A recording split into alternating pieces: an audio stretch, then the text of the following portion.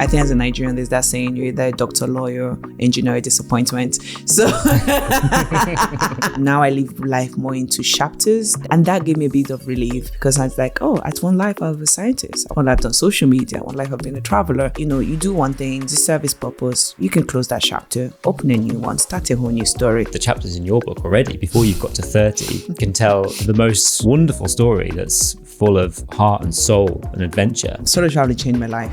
It just teaches you a bit more about yourself. You discover how resilient you are. There is strength in yourself, but you need to really put yourself out there and do those really scary things. You went on a solo journey from London to Lagos, connecting the two places that you call home, putting your trust in a 12-year-old car that is not designed to be scraped along the bumpy roads of Western Africa. When you say it like that.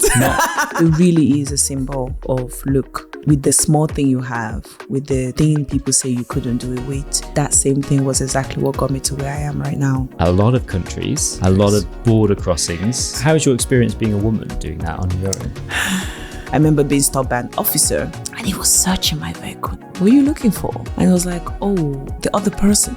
He just couldn't fathom a woman was driving by herself. Next thing you know, the airbags are going off. Yeah. You've been in a crash. I tried to open my door and it was jammed. It looked like scrap. It was totally gone. Recently, this podcast celebrated its first birthday, and I'm incredibly proud of the foundations that I've laid in the first set of episodes. I want to thank you so much for listening. It means so much and has given me confidence to know this is something that can continue going forward. And as the podcast evolves, I want to make sure it can be sustainable for the future. And part of that evolution will inevitably include some form of commercial partnership. It's still very early days and it may take some time, but this is something I want to explore in the podcast's second year. Until then, I might try and be a bit creative and experiment with a few things. Some of it may work, some of it may not, so do bear with me. I live a nomadic lifestyle and I'm never in one place for too long. So from time to time, I find it very convenient to order groceries in the form of a Gusto box. I've been using Gusto for nearly 5 years now. It's a delivery company that sends you fresh food and all the ingredients you need to cook delicious meals at home, along with very easy to follow recipe cards. They have over 90 recipes every week, so there really is something for everyone. And so many of their recipes I've returned to again and again because their meals are just delicious. I've got a referral code. I've shared it with so many of my friends. It means they get cheap groceries on their first few boxes and I get credit in return. I'll link it below. Use it to sign up and you get a pretty hefty discount off your first box. There's no subscription required and you can order just one box whenever you want. Well, I feel incredibly honoured to get a portion of your time. You are a very tough woman to pin down, Pelumi. You are at any one point, you could be in multiple countries at any week. I don't know if that's a compliment. But thank you for having me. It's such a pleasure to be here. Yeah, such is your status as a global traveler. It seems that at any one point you can be in a different place, different time, experiencing life in the greatest form of traveling. Yeah. I don't know how we ended up here, but we're here. It's really nice. It's really nice. I think it's kind of built up momentum over time. But you are very right. It could be any country, any continent. And I think the willingness to be accepting to it too as well. I'm very free flow. It's like where I am is where I'm meant to be. And that's just helped with the process. Mm-hmm. You are someone who has visited a big chunk of countries. What's your tally at now? 87. Okay. I probably couldn't name more than 20. Yes, you could. Certainly not more than Europe. Yeah. Done all of Europe.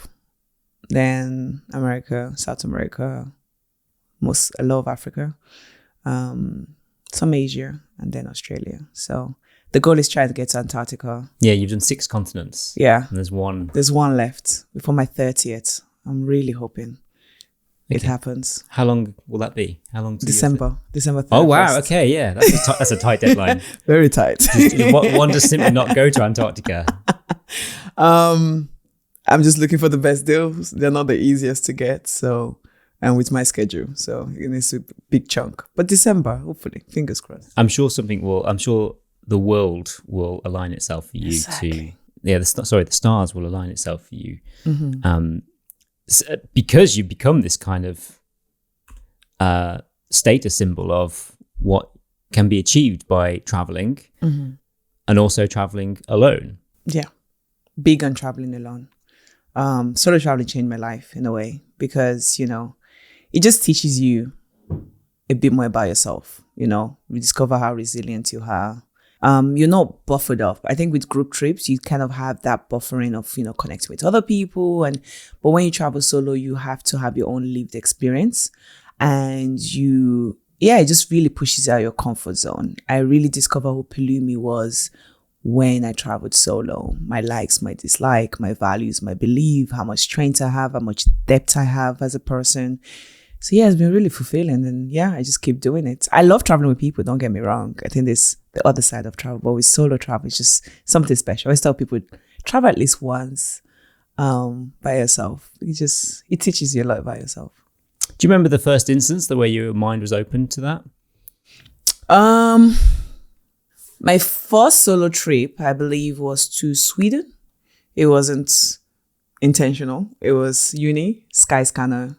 Anywhere, cheapest location. We landed in Sweden. And I remember wanting to make the accommodation special. I wanted to have like a milestone or something. So I booked like a packed kind of like packed boat. It was all converted to like a hotel, like a portable hotel, something like that.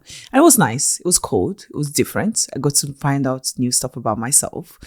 And I just love that idea. I think over time, it was just something new.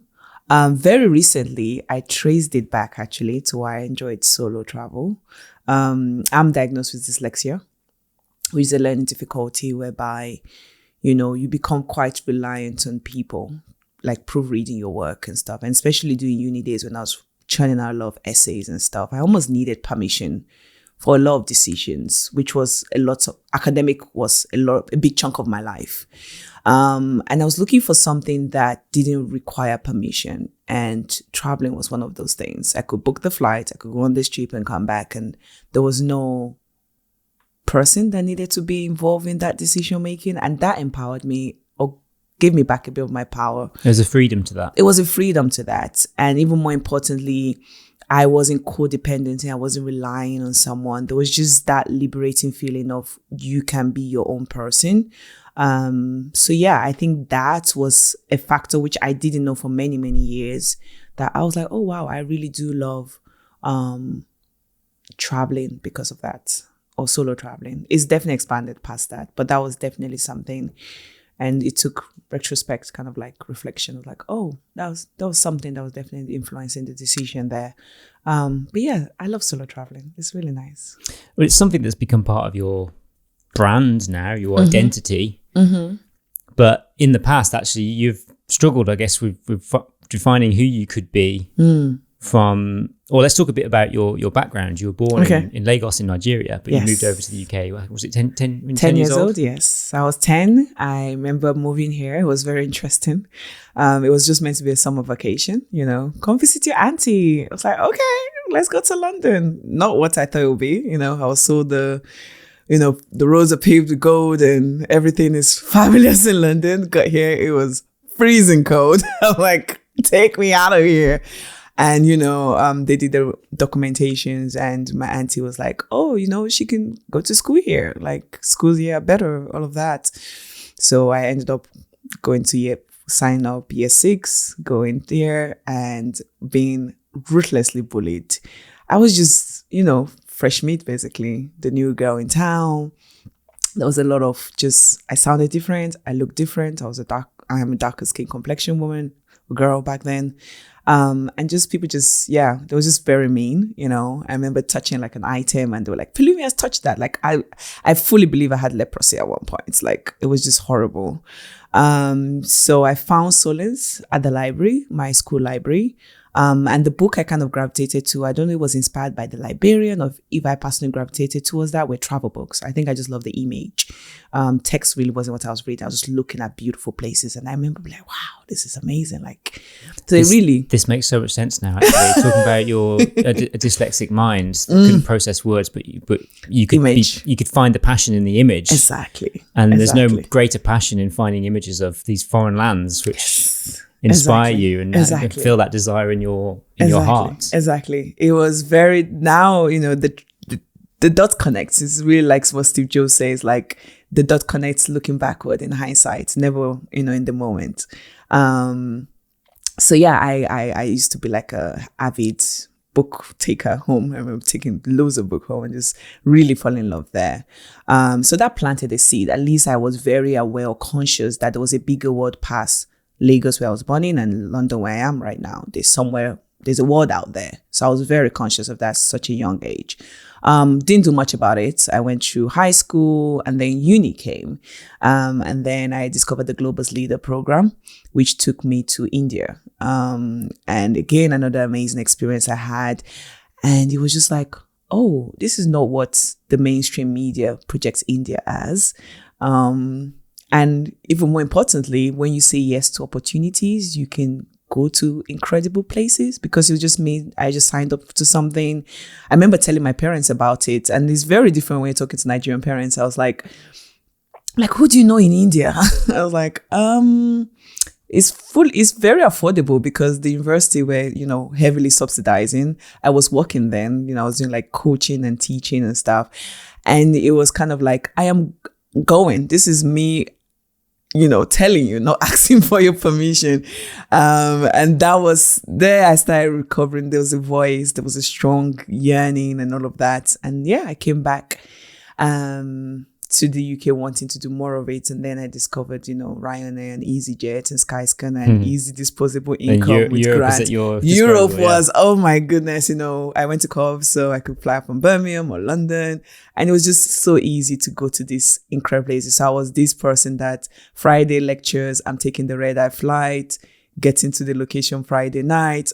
We're still young. We could go clubbing there, try out a local place, crash in a hostel. Saturday, go for a walking tour in the foreign land. Love it. Sunday, you still have a full day, take a red-eye flight again, back to campus. Monday, I'm good for lectures. Wow, what a weekend. The weekends you were having as a student. It was wild. Wow. So, yeah. That shows so much about your audacity to go on these adventures from a young age. My university weekends were probably playing video games and being hungover.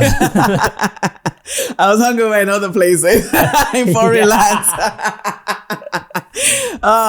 The joy of it. I think it was just the excitement of being able to do it. I think, it was almost like I cracked this cheat code. Like, it wasn't as expensive. It was doable because I've done it multiple times.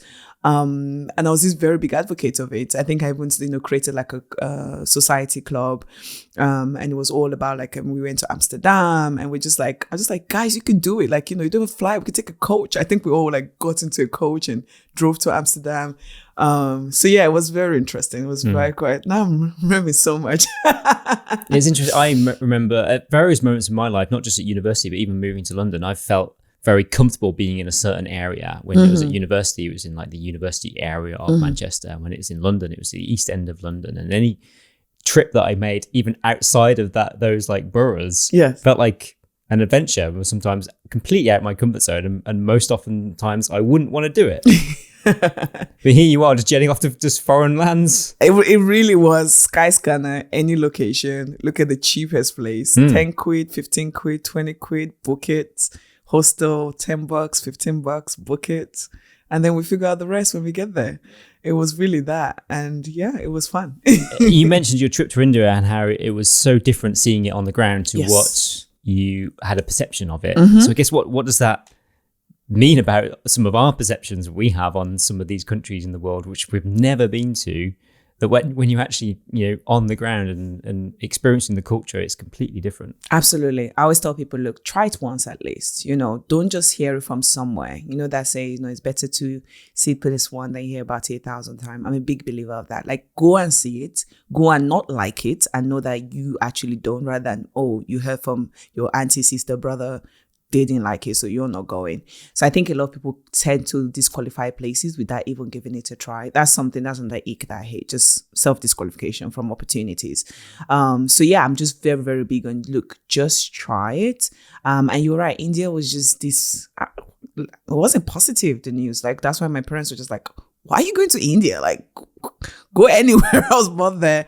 And I was just like, why not? And you're so right. The people were warm. The food was amazing. The culture was so rich. Like, it was just, wow. Like, I really could have just missed out on this if I listened to a set of people that hadn't been to India before. They were just based on what they've heard.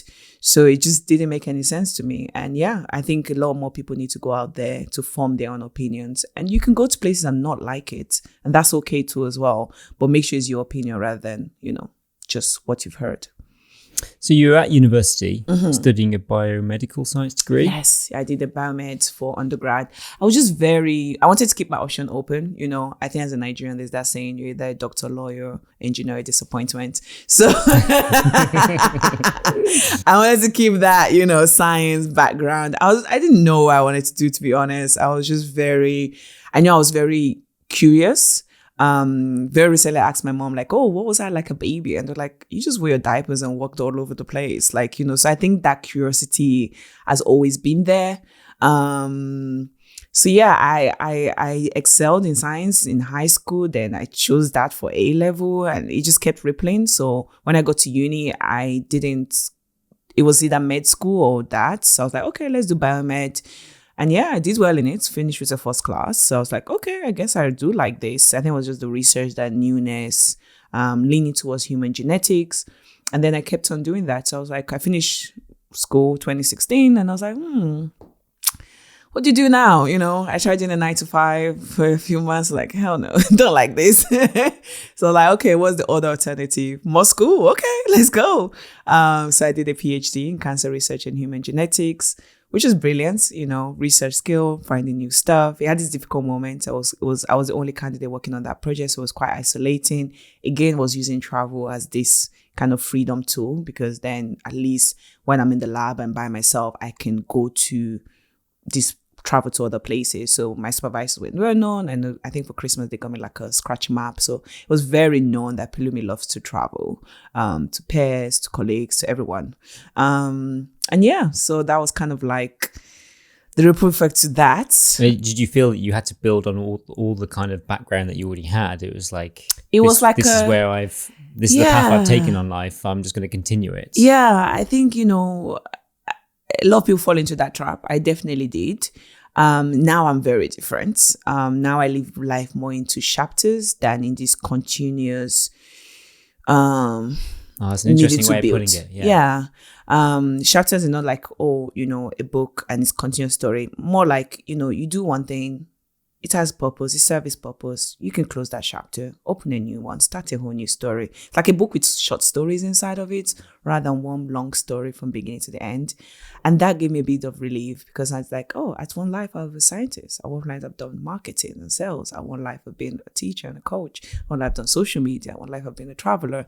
And because I did have a major identity crisis when the PhD ended. So we all know what happened in 2022. I was in the final year of my PhD. I was working with fruit flies, which are very similar to humans. The flies you see on your rotten 2020 bananas. in COVID. In COVID, literally middle of pandemic. We were working with, fruit flies, and then lab closed because everything closed. It's like everyone was confused. My colleagues that had cells that you could freeze were able to freeze. I was working with living organisms, so that was gone. My supervisors tried salvaging it, taking it to his home, keeping it in like a cool place, but it was all gone. I remember getting the call, and it was like, your flies are dead. And I think I sunk into the deepest depression of my life, because it was just, where do we go from here? This is 3 years of my life, 3 years of work, 3 years of feeling like a disappointment, 3 years of what do we do? So I was at this cross junction whereby I either had to restart the project or 3 years from beginning without any funding, or I just realized I've taken all this expertise and experience, wouldn't be given a certificate of completion, but I could just go away, just walk away from it. And I chose to walk away because it was either life or death. That was literally, it was at that edge, not going too dark, but that was literally the decision. You don't realize how much something you feel so passionate about attaches to your identity, and when that's taken from you, the empty hollow that lives in your heart. So yeah, that's kind of how that chapter of my life ended. Still triggering to talk about it. I love how you use it's a mindset, I think. Yeah. Looking at your life in chapters. It is. As opposed to one continuous line of story. It's such a poetic way of putting it. And I think so many people can't see that. And it's just so nice if someone could just reframe their mindset that can allow them to relax. It does. And know that you have time to try things, but you also have the time to know when you can try something new and different. Yeah. And compare different chapters of your life, of when you were happy, when you weren't happy, what fills your heart with joy. And that's a process that takes time. It does. But at the end of it, and I mean, the chapters in your book already, before you've got to 30, can tell the most wonderful story that's full of heart and soul and adventure. Exactly. I said my 20s were going to be like me, just literally doing everything, throw everything to the wall, do the best I can, feel all the experiences, do all the bucket list stuff.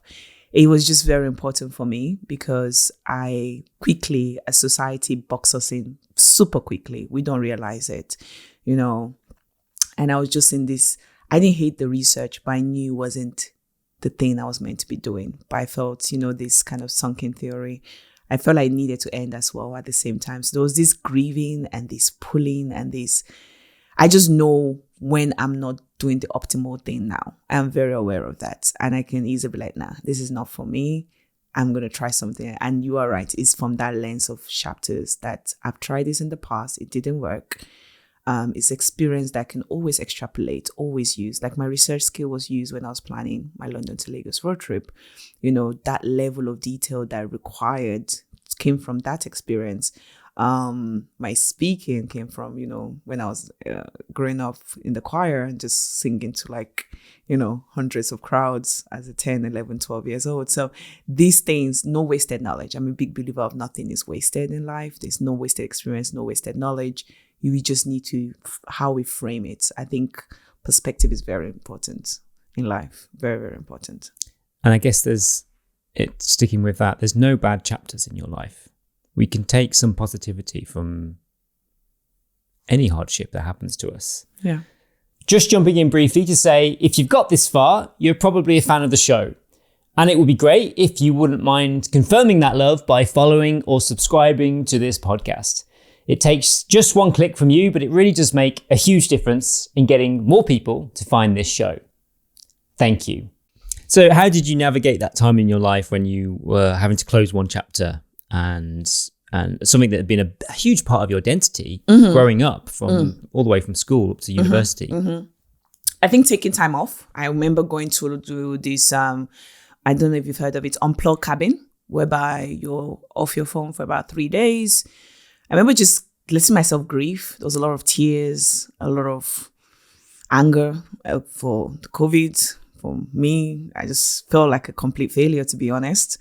And yeah, it was just kind of like asking myself some really difficult questions that needed answers. I think sometimes we shy away from those, like, were you truly happy? Is this what you want to do long term? What did you, those kind of questions. And it led me to this, Pelumi, come rain or sunshine, there's been a very common theme in your life, and that's been travel since you migrated to the UK. It's always been that thing, constant.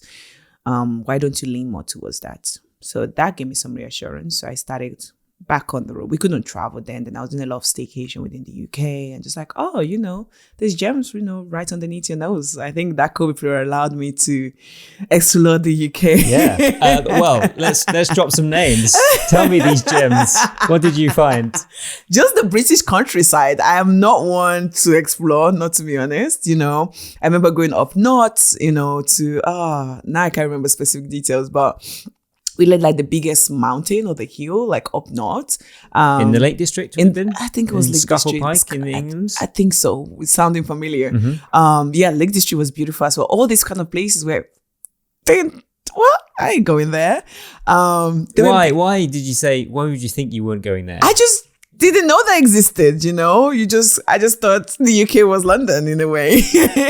So it's just that, oh wow, like, you could take a road trip and be somewhere beautiful. Like, there are beaches and, go to Bournemouth. It's like, those are pretty cool. I was like, we've got some stunning beaches. Yeah, like and they're like, oh, we are an island. There are beaches. So yeah, there's definitely kind of like those learning curve, which is beautiful. I really enjoy that.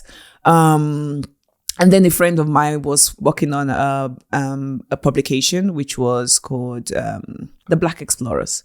So she was working on it's a magazine. It was meant to be like a subscription base. We got to volume 3, but that had to be dissolved. But anyways, it was all about, traveling, Black travel. We just felt like our narrative wasn't put out there in, mainstream media. I know that, if they don't make room for you at the table, build your own table idea. So she was working on this. She created volume 1. I came on board as a co-founder. So we started sourcing and just looking for stories that were interesting and kind of getting us out there. So the third volume was Africa is Not a Country, which was really good. It was meant to be like a beautiful coffee table. The idea was like, a lot of Black publications are very much online and you have like multiple tabs open. And this was just meant to be something you enjoy, like a luxury product for Black people, which is great. So yeah, I went into that, and again, travel just became quite exciting. I started hearing back about Black travel stories. I did that for about a year plus. So this is moving from 2022, 2021 to 2022. And then I was just like, you know what? The UK is lovely, but I want to just move. I've been saying that for the weather. I was just too much nagging, too much complaining. It's like, okay, so you're not a tree. You do not have roots. You're not happy, move. I was like, ooh, we could really do this. So I was contemplating some places. I think it was like, Canada. It's like, yeah, it's cold. I'm not about shuffling winter snow. And then, yeah, I settled in Dubai, which I relocated to in January 2023. Created my own travel company, Oremi Travel, which is such a big stack different from solo travel. It's all about group trips, because there's that realization. I think pandemic realized that, like, look, there are some trips you need to take with the people you love and, and like, it's all about, milestone celebrations. So when you're turning 30 or 50, there's just a set of people you want. You don't want to travel with a bunch of strangers. You don't want to travel alone. You're bachelorette, those kind of things. So we cater for milestone celebrations with the people that you know. Okay, nice. Yeah. So it's very specialized for that. But yeah, so started building that up, and throughout 2023, London to Lagos was brewing in my mind, which is the most recent project I've been on. And yeah, travelers just being part of it all. Yeah. So this is your most recent project. Yes. You went on a solo journey from London to Lagos, connecting the two places that you call home. Yes. I guess to show what could be possible as a female solo traveler. Yeah. Using things and tools that you had available. Exactly. That was literally it. It could have been more summed up better. Each time I was traveling back to Lagos, based in London, usually during Christmas time, take a 6.5-hour flight, leave when it's cold. I'm in Lagos, it's nice and hot. I was just curious, like, oh, I'm just flying. Like, what's down there? You're just up in the air. You just see these little houses, and you're just like, what am I flying over? And then backtrack. I did this big adventure post leaving my PhD in 2022, in 2021. So in 2022, I did 10 African countries. So I fell in love with the African region. I just felt like as a traveler, I didn't really explore my continent. So I did a bit of flying and using the road. So I did East Africa. So I did Tanzania, Kenya, Rwanda, and then I did South Africa, where I did South Africa, Botswana, Namibia, all of those countries. And in Namibia, I think I was Googling and they were like, oh, to explore quite well, you need to get your own vehicle. Like you could do like a tour, but you're rushed. And if you just want to enjoy such an amazing landscape, it's better to go at your own pace. So I was like, okay, I'll do a car rental. I got a Jimmy Suzuki, got a few camping gears. And oh my God, 2 weeks of bliss. I literally drove around the country. It was 4,000 kilometers plus, up north through to the desert. There's bits where the desert you meet the ocean, and then I slept under the stars, and I was balling because it's just like there's no light pollution.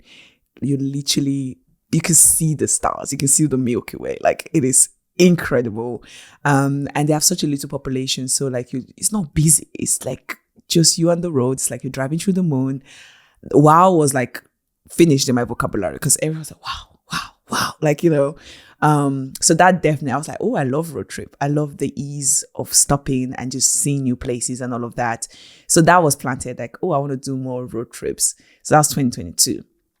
And then I guess there is a beauty in traveling every mile. There is. Which you wouldn't do like you would do on a train or in a plane. Exactly. You have the freedom to follow your nose along the way. Yes. Exactly. With the train or a plane, you constantly are point A to point B. You cannot slow it down. You cannot speed it up, whatever. But with driving, you literally sometimes, so many times I've been driving, just, caught my location. Or I've seen something on the map. I was like, what's that? Just zooming in. I'm like, okay, detour. So I love that. And I think it's a beautiful reflection of life that sometimes you just don't have to be on this vehicle that's just driving. You can take power. You can be behind the wheel of your life and stop and try new things. I think it's a beautiful reflection of life too as well. So yeah, 2022, I found out about this man. His name is Mr. Kunle, which drove by bike from London to Lagos. And I was like, that's cool. Okay, these are two locations I consider home. I can do this, right? I remember going down the Google rabbit hole. It's like, has a woman done this? And not finding anything. I was like, oh, come on, it's 2022. There shouldn't be the title we haven't done before. So again, another seed was planted. And I started just casually mentioning in conversation, like, I could drive London to Lagos, right? And they're like, oh, here we go again, crazy woman. Okay, you can do whatever you want. And so we're like, no, you can't. I'm like, oh, I shouldn't have said that because now I'm going to do it. What were people's real reactions to it when you said? It depends on who I was telling. I think my family and friends, they kind of know that this is me and I will probably do it. If I say I'm going to do it. To complete strangers, just like, is that even possible? Is there roads? There was just that's not doable, just catch the flight, Pelumi. I'm like, oh gosh, okay, I guess I gotta do this now. So 2023, I did like a mock trip, which was London to Lake Como, Italy, for a friend's wedding. Because I was just like, okay, the biggest anxiety was, putting the car on the ferry, and it can even be done, I think tested, and I was like, okay, I could use my vehicle. Your vehicle being the Peugeot 107. When you say it like that. Not typically a classic car. 4x4. Well, not a 4x4, but also it's not a big car. No, it's not. So not typically a car one would take for camping in the car. Mm-hmm. I guess you could call it car camping because it's not like a converted camper van. Exactly.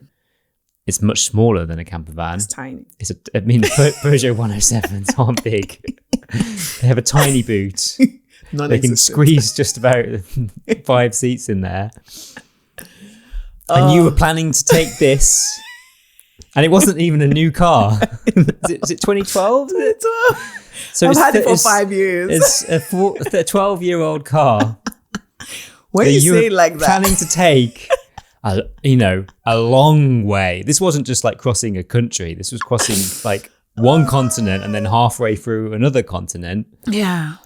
I imagine the European roads were fine and nice to you, but the African roads can be very, very mixed. They were very interesting to drive through. I remember telling someone like, I'm going to Lagos, and they're like, yeah, Lagos, Portugal, right? Because that's where you got to be going. You couldn't be going to Lagos, Nigeria. They're like, how, But yeah, right. It was a Peugeot 17. I've had it for 5 years. It was literally what I was using when I was living in London.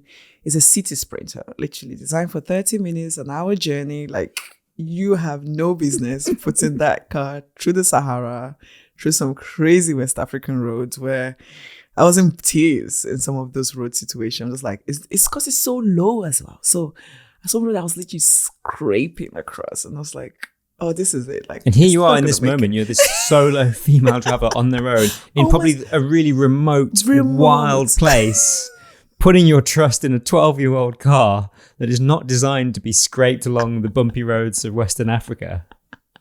And yeah, we did it.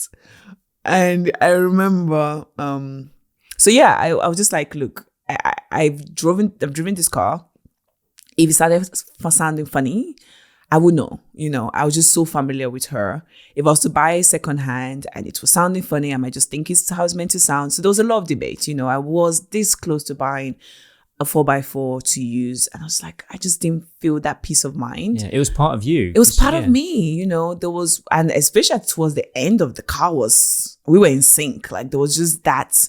I know it's an inanimate object and I sound so crazy when I say it, but we were literally communicating with each other. But it wasn't it wasn't an inanimate object because it was your lifeblood of getting yourself from London to Lagos. It was your daily tool, like the tool that you used the most, that you needed, you depended on. Mm-hmm. Both depend on each other. I was talking to her at one point and she was communicating my back. I don't know how crazy that sounds, but that was the truth.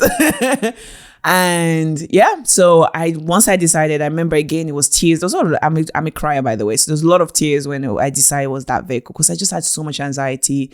I reached out to a whole bunch of different car brands and I was like, how don't you see this vision? This is amazing ad for you. This is like, I would literally be the first female. You're talking about trying to get a new car from someone. like a sponsor before I left. Like, right. So I reached out to, you name it, I reached out to all their marketing and I was just so frustrated within myself that how could they not see what I was seeing? You literally would be blasted. I just knew this was going to be a big thing. I didn't know how big. It turned out damn big, but I just had this inkling and nobody could see it. Those are, oh no, we're not interested. It's not what we're looking to. I bet they're trying to call you back now, aren't they? Well, my phone is engaged.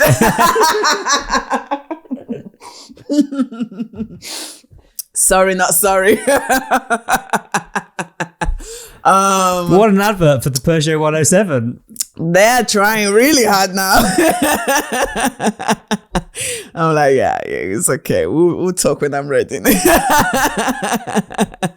But yeah, it couldn't have been better marketing for them. Like this, such sturdy, like people literally, there were people in my comment section saying, look, if I'm to ever buy a new car, it has to be a Peugeot because we'll talk about the car accident. Like there was so many things that happened that just showed how sturdy this car that wasn't built for it to be able to cross. We finished the race together. So yeah, once I decided, big tears, I felt a whole sense of relief. Like, you know what? This was just a big obstacle I have to go through. Like, okay, this is the vehicle. And it sounded crazy. Everyone was just like, are you sure? Are you sure? I'm like, I'm not sure, but this is what I have. So what are we going to do? And I knew I had a window of time because I didn't want to drive during the rainy season. The roads were going to be horrible. So I had this, and I didn't know what next year is. It had to be now or never. Literally, there was this kind of like closing window of, if I don't go now, I don't know when it will happen. So yeah, we got on that. Once I made up my mind, it was tears. I was like, okay, we're doing it. I called Tax Rabbits, called the carpenter, because that was the next cost. Like, okay, car is kind of taken care of now. I own it, it's mine. Where am I going to stay? Living. And I started watching a whole bunch of conversion videos on like YouTube. Shout out to creators that put things out there. I'm like, this looks cool, but I don't have no tools. Let me get a Tax Rabbit person. So we built like just a plank of wood. It's very, very rudimentary. Somewhere I can lie on. This is your bed frame. The bed frame, exactly. That also had like a little storage. I remember I wanted to take out the front seat in the stuff, but That's another testimony. I go to the mechanic and they're like, if you take out the front passing, because it's really going to be me, I didn't intend to carry on that person. Then I could lie flat on that, basically the back seat to the passenger seat in front. But say if I take it out, then the airbags get disengaged. Do I want to take that risk? And I was like, no thanks. We'll leave the car in. So it made it a lot more squash, but it was fine. So we put a bed frame in there, got a mattress, 30 quid from Amazon, put it on there. Yeah, this was basically a piece of foam. A piece of foam, Yeah, basically. it was your sleeping mattress. Yeah, it was sized to me perfectly. Right. Was it comfortable? It was decent. Because you were out for a long time. You were spending many 74 nights. days. It wasn't just like for a weekend. Yeah. Where you wanted the cheapest thing ever. It wasn't my best night's sleep. I think I committed to like a full-size pillow, so I didn't compromise on that. So at least I gave a bit of comfort. And then at the back seat, I created like a kitchenette situation whereby I had like a jar of water and then this tap thing that sucks up the water and then a bowl. And then I had the gas cooker that I could make some meals out of and everything.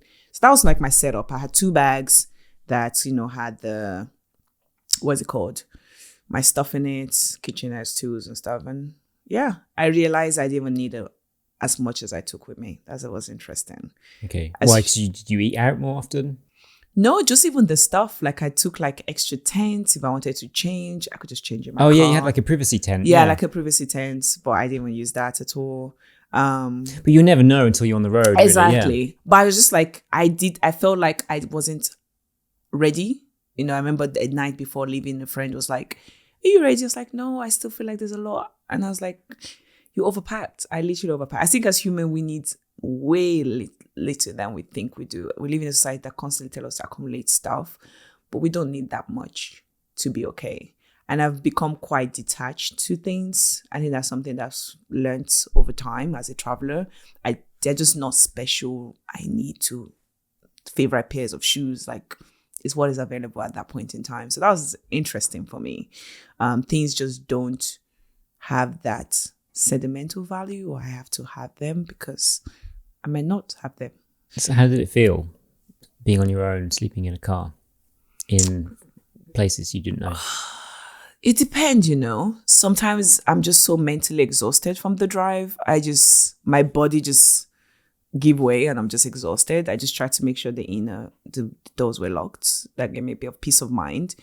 And the idea of, hopefully nobody sees that I'm in the car and just think it's just a packed vehicle. We hope for that.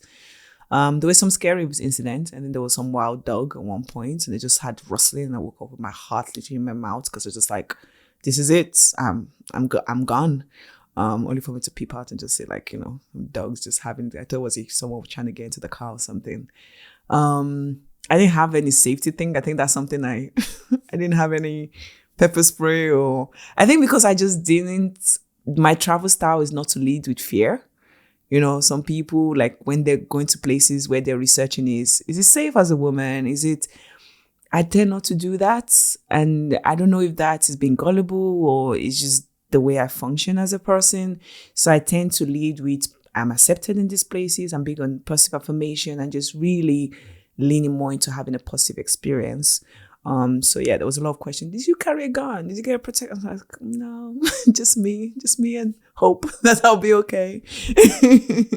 I guess there are certain, when you do global travel into countries which you know very little about, there are certain things you probably do need to know ahead. Absolutely. About maybe a geopolitical situation in that. And forgive me because I don't know the specifics within the continent of Africa, but there are many countries in Africa where you do need to be very careful. Absolutely. And we were just talking earlier about Deo Kato, who's running across Africa, and he's in South Sudan, and he's realizing that he cannot go into Sudan. It's just a too dangerous country.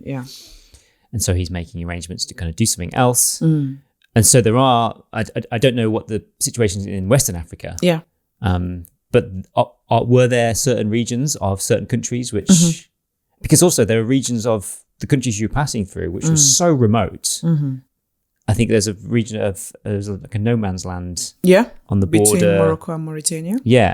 Where it's renowned for being a place of criminal activity because there's just no one there.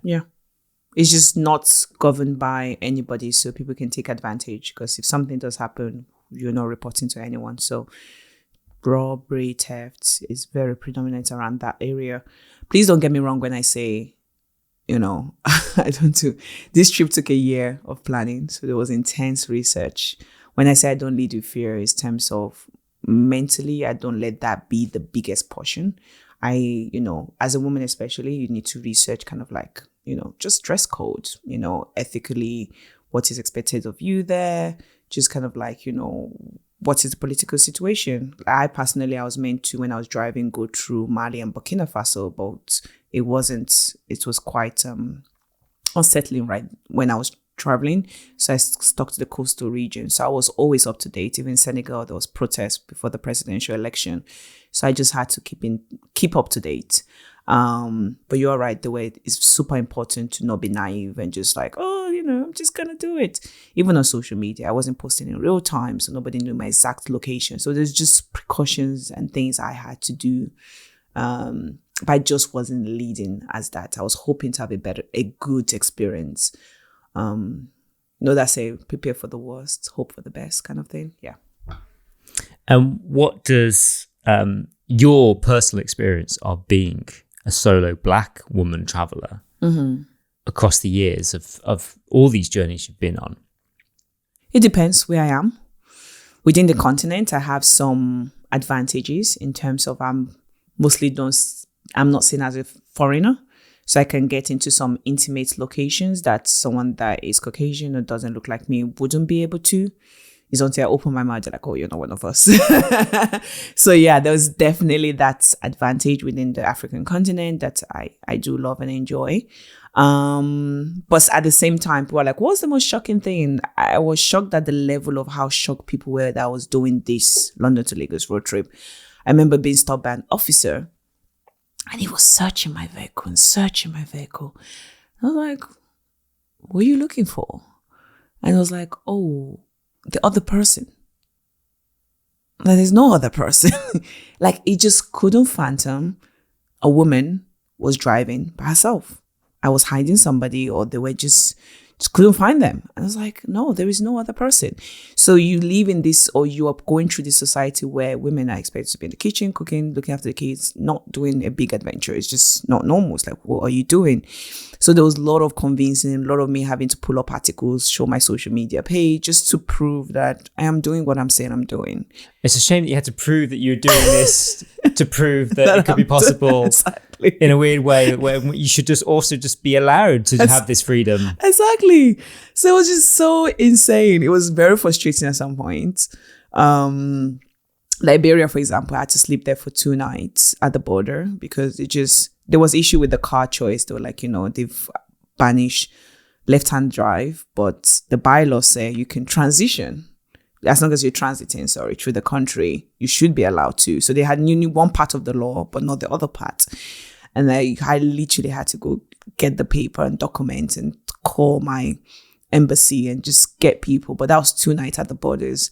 Well, yeah, you just face this kind of challenge. And, in other regions, it's just kind of like, it's the fact that it's still a foreign concept. They still, when you go to a restaurant, you're still triple asked, are you alone? And I'm like, yeah. So just very subtle things, that happens. It's just so interesting. Just like, yeah, when 2024, why is solo travel still this foreign thing that you got to be with a partner or a friend? It's like people choose to travel by themselves. So what were women's reactions to your story when you were telling them about it? Oh, I love this. It was 2 ways. Some were sad in terms of like, it's just, where's your husband? Some of them asked, because it's just kind of the expected norm. Like, I'm almost 30. So I discovered my age. No husband, no kids. Like, what? So there was that interesting interaction. There was I wish I could do what you're doing. There was a lot of, I wish I could do what you're doing, kind of like, I had this dream and I was told I couldn't. So to see someone actually doing it, I love it for you and kudos to you. So there was that.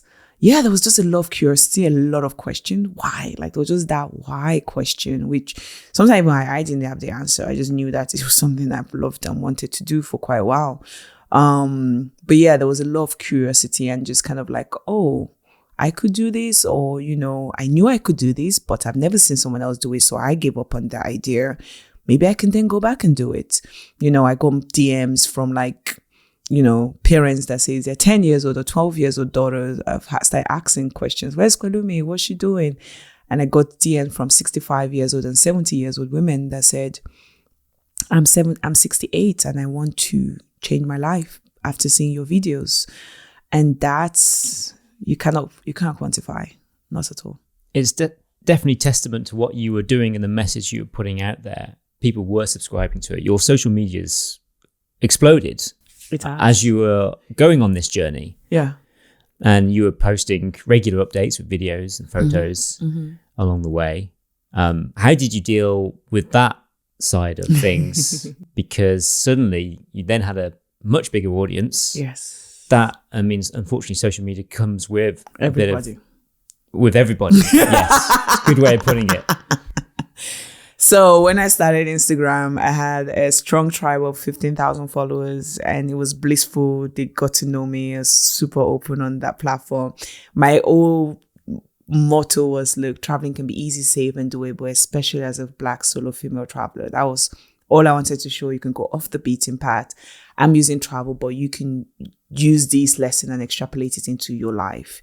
So obviously when I announced London to Lagos, it got picked up by a lot of press, BBC, CNN. It was just like really big pretty quickly. So the influx came like boom. I think we went from like, 12,000 to 100K. Now we're on 300K on Instagram, and that will happen on TikTok and Facebook and YouTube. And it was just crazy.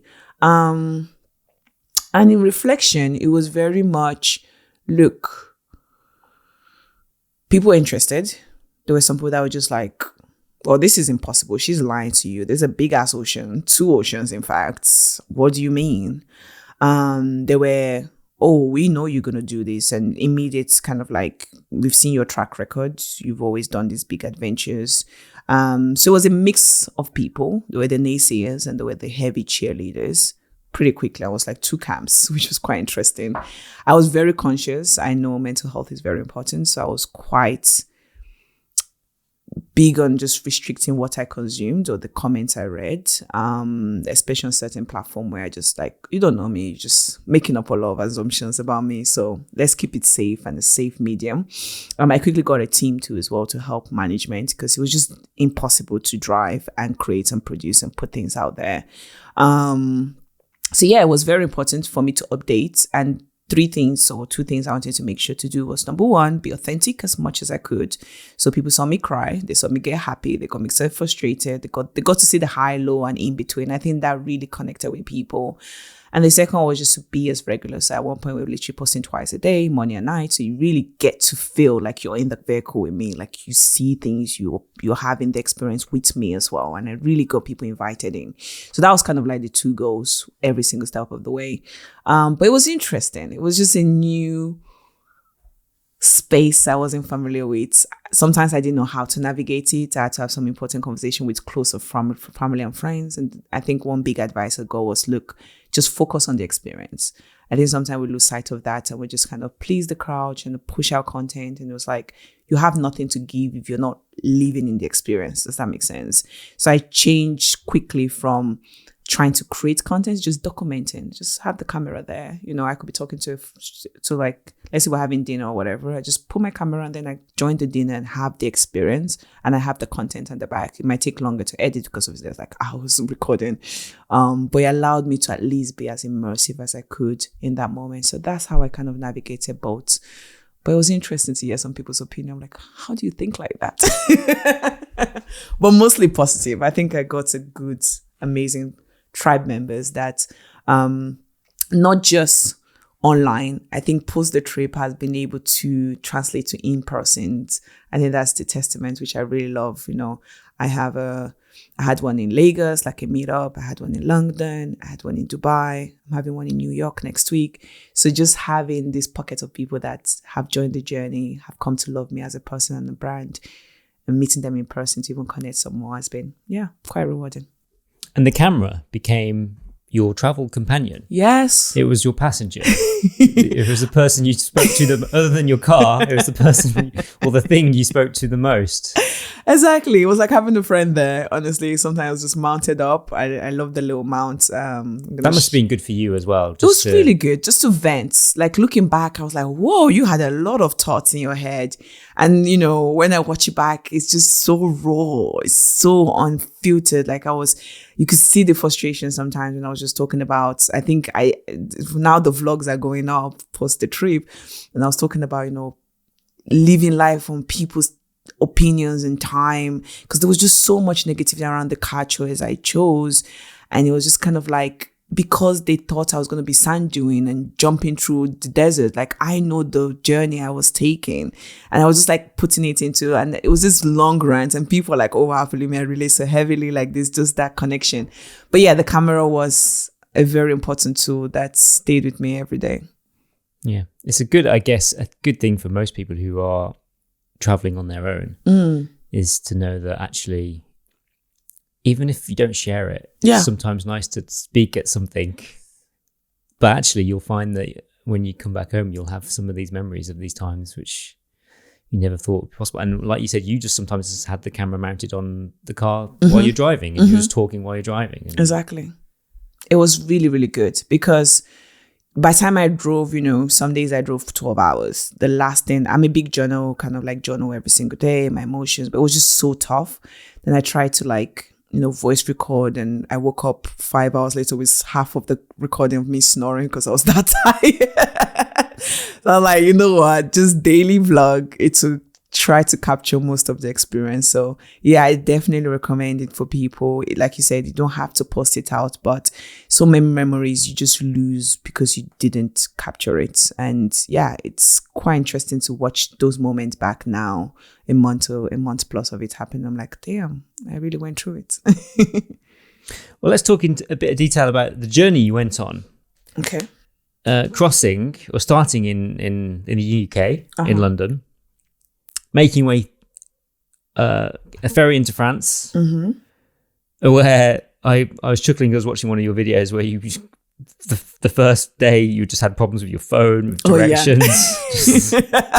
You will not believe what happened with that one. So FYI, if you use VPN on your phone and you roam, it's like the worst thing ever, because they're like clashing with each other.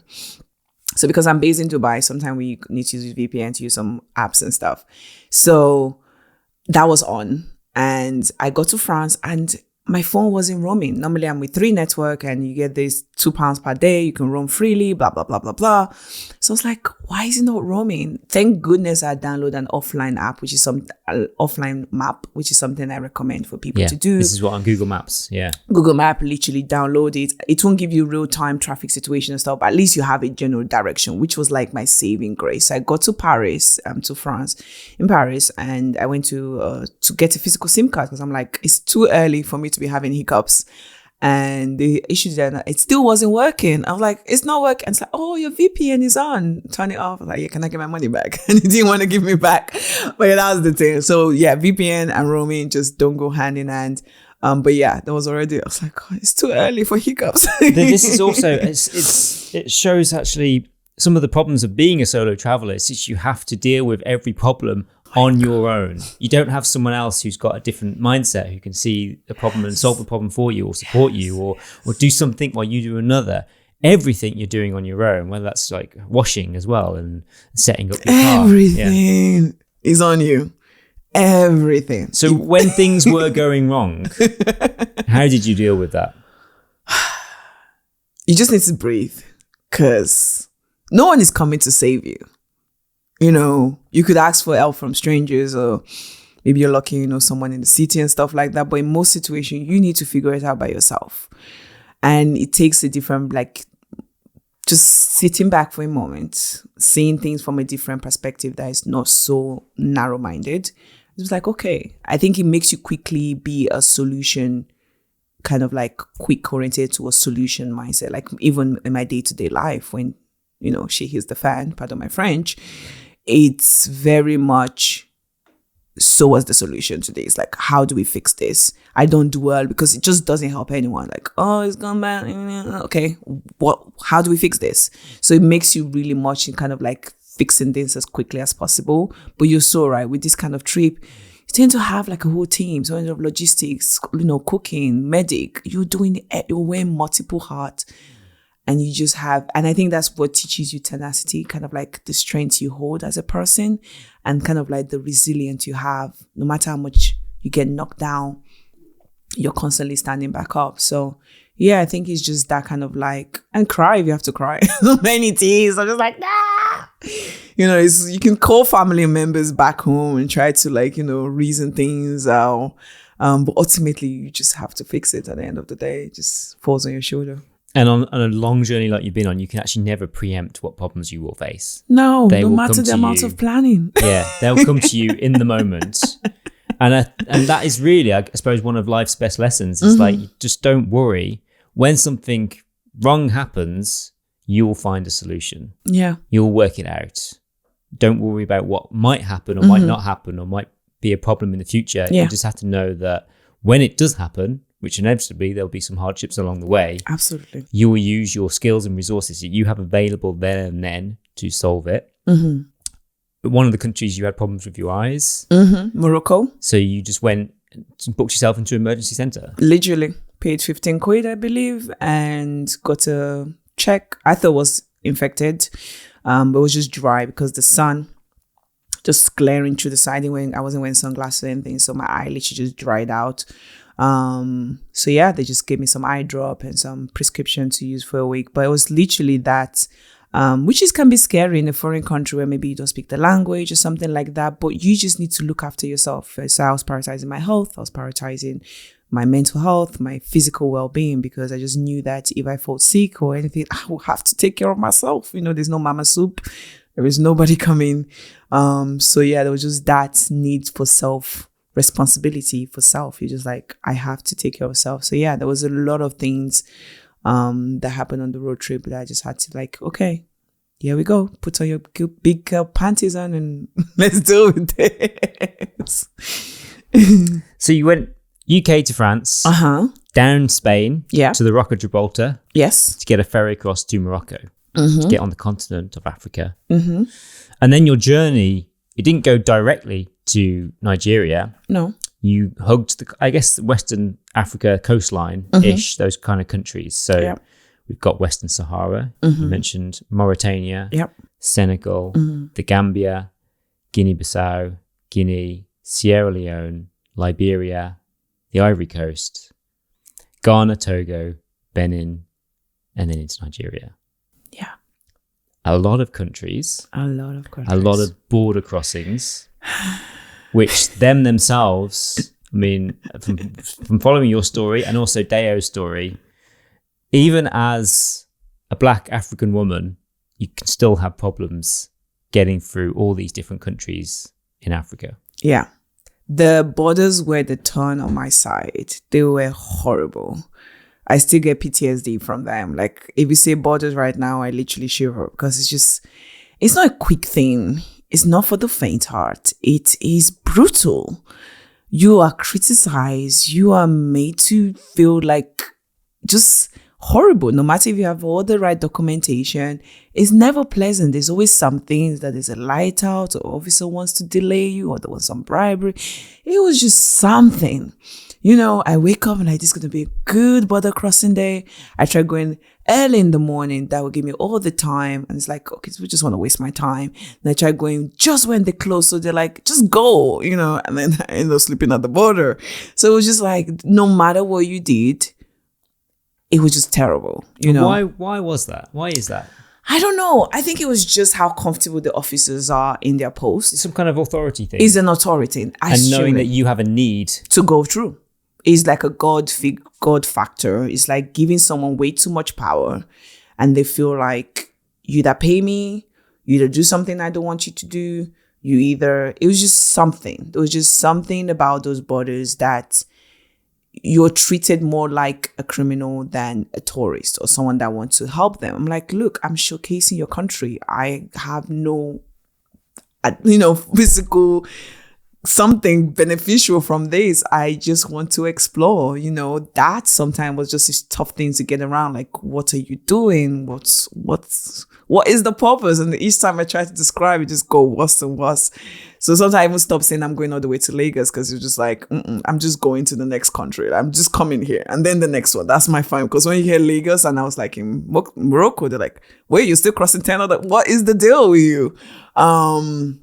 Yeah, it was just really trying to read the officers, trying to get them on a good day, it was just a lot of factors. How was your experience being a woman doing that on your own? It was not pleasant sometimes. It was a lot of people reading and knowing when to be the aggressor and when to submit. It was very much, when do you put a camera in front of someone so that they just back off and they're like, oh, maybe she's somebody, we shouldn't mess with, or maybe that would get them more aggravated, because that happened in crossing to Ivory Coast. They wanted to give me immunization shots at the border. And I'm like, I have this shot already. I'm not taking this shot. I can clearly see the storage and stuff is not adequate. I'm a scientist. I don't want this then. So I brought my GoPro. I got my camera, and that caused the outrage. And they were filming. And I was like, oh, I'm by myself. I need to rally this back in. So it was almost like, oh, can I, okay, I'll put the camera in the car, no big deal. Oh, you're watching football. Who's playing today? Like, I had to quickly change what their mindset was, and they all came down. It was literally like seeing, like, you need to read people to the T with this. You cannot afford to mess up. There was jokes of, are you married? Can I give you a number? If you don't give it, I freely gave my number. Like, I was not holding back. The real one. My real number. And it was quick to block once I left. I just needed to get through. Right. Yeah. I suppose you're having to play on someone's ego, and so much rubbing of egos. Yeah. So much. Sometimes you just need to be weak. Oh my God, no, I'm so weak. I'm so woman. It's a shame. Save me. That wouldn't happen to a man. It was frustrating to see. But you just got to do what you had to do. You had to use a feminist sometimes, and you had to sometimes just be that weaker vessel, just so that you could be safe. And that was the reality of things. I saw you post a few times about how you were able to dodge some of these fees that people were asking you for. I guess this commonly came at border crossings. Yes. So I was very creative. I've only been to Africa once. So I've only visited one country, that was Zanzibar. But I unfortunately had that experience at what was, I suppose, baggage claim. I went to there was just like a trolley of bags, but there was a desk in front of it. So I went to everyone couldn't get their bags freely. Someone was there to gave my ticket, and like, this is my bag. The guy looked at my ticket and said, oh, Mr. Brian, you need to pay a fee. And I was like, what fee? My bag's just there. You've never had to pay a fee to collect my bag before. And then in that moment, I just looked around and I saw other people freely getting their bags. I was like, why is no one else paying a fee? And then it was dismissed, and then he got my bag and I got it. That was unfortunately my one and only experience of visiting an African country, was that on arrival, I was asked for a fee. Yeah. And this happened to you regularly as well, even though you are African. It didn't matter. I was still a foreigner. I was traveling a foreign vehicle. That was always a eyesore of them just knowing, oh, there got to be money somewhere. So thank God I wasn't driving a fancy car. At least it was a Peugeot 107. And, especially at one point I decided not to wash it. So it was just like really dusty. So it was just, I could be different identity, which is the joy of traveling. You could really be who you are. So at one point I was like a researcher, and I was one point just like really broke students, and they're like, how are you traveling all this country if you're really broke? But anyways, but you're right. There literally were borders whereby they just made up stuff. My stuff is, if I cannot get a receipt from it, it's not official stuff. If the stuff can be negotiated, it's not official. I'm not paying for it. It's a bribe. So it really went deep in certain places. I was supposed to pay 250 in Senegal for a pass. I ended up paying only £15 at the end of the day. Big difference. People were literally paying 250 euro. And I got at the end of the day, and literally you think a bank closed that day. The envelopes were this thick, shared among themselves. I saw all this right in front of me. And I'm just like, this is ridiculous. This is not an official payment. These people are not getting any receipt. The prices ranges when you then put an insurance on top of the vehicles, which is not official again. Who am I claiming if I do have an accident? None of that detail. So it's just like these things need systematically look into of who is the payment things. Who are these people, answering to? Same thing happened when I got to Sierra Leone. But they were actually kind in Sierra Leone. They allowed me to go through. And I didn't have to pay anything. Liberia, there was conversation about me having to pay for an escort to accompany me to leave the country. And I was like, do I get a receipt for this? No. Got to Ghana, they wanted $500 to come in. And I'm just like, this is crazy. If you add up all these amounts, crossing these multiple borders, it's not just one border you cross. It's so discouraging for travelers, for explorers, for traders. And it's like, why are we paying such a crazy amount of fee just to come into your country? Especially, like you said, being Nigerian, having the ECOWAS passport, which should be freedom of travel. I shouldn't be needing to pay for a stamp, sometimes even just to stamp my passport. I need to pay. And there's these ridiculous ones whereby if they call it virgin passports, which means you've never been to the country, it's a higher fee. I'm like, who's making all this law? And it's just the officers and how they feel at the point in time. So yeah, it was quite frustrating. So how did you navigate those conversations to avoid paying? I can't afford it. And you being patient. And they saying that you don't care. And you can be patient. Some days you cannot be because you're a woman and you try not to be there too late and all of that. That happened in Ivory Coast. I got there at 10, wasn't allowed to leave till 7 p.m. because they wanted 60,000 safers, $100. And in hindsight, I probably should have paid that. I was trying not to pay a bribe, but that led to my car accident. Being forced to drive late at night. Car accident happens, but being forced to drive late at night, parked truck, no hazard warning sign. Normally, if they don't have the red triangle, they leave leaves a few meters, so at least something is randomly parked in the side of the road. Almost no visibility because there was no road lights. And yeah, 1 minute I was driving, the next minute I had airbags in my face. And this was a ripple effect. I remember when the police were trying to ask, do I want to press charges at the truck driver? It's like, yeah, it was at the wrong, but honestly, this is a more deeper issue. If I drove during the day, where I could clearly see things, if I wasn't delayed at the border, I wouldn't be in this predicament right now. So these officers, I believe, and I have this strong change, I literally put together a piece of word and present to the president in Nigeria because he's one of the chairmen of ECOWAS, that look, these officers, when they were delaying me and stuff, they literally thought, oh, just a delay, but their action almost cost my life. I'm part of the Arise Africa, which is all about borderless movement within the African continent. These borders were placed by, a bunch of colonizers that just put some lines across the country. Right. Yeah. The continent. That's a whole other story. Yeah. Right. Yeah. It's like, wow. Yeah. When you put it that way, we're establishing something that wasn't there. Wow. And some people's living room is in one country and their kitchen is in another. It's crazy. These borders are causing more harm than good, And I suppose people can't sometimes see that. They can't. They're so deeply fixed rooted in the current. Of course. They forget the past and the history. That we never at one point had this. Very recently, Mr. Dangote, which is one of the richest men in the world, in Africa, he was talking in a conference in Rwanda and it was like, look, as an African who has been, trading and bringing billions of dollars trading within the continent and abroad, he needs, as a Nigerian with Nigerian passport, needs to get 35 visas to travel within the African continent. A Frenchman who is it was the person, Mr. Patrick, who was in the conference, in charge of Toyota Energies, doesn't need that much. How can a foreigner be able to travel more freely within the continent than someone from the continent? It makes no sense. So traveling, trade, borders, they are horrible. They have we've seen, Europe is borderless, Why can't we use the same blueprint? You know, why?